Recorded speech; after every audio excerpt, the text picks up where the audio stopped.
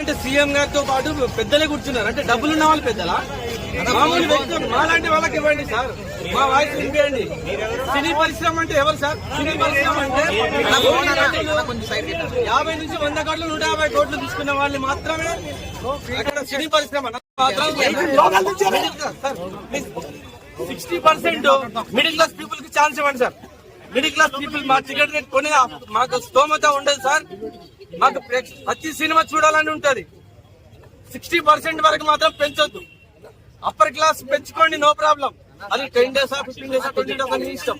60% మాత్రం ప్రభుత్వ నియంత్రణలోనే ఉండాలి. ప్రభుత్వం మాత్రమే డిసైడ్ చేయాలి.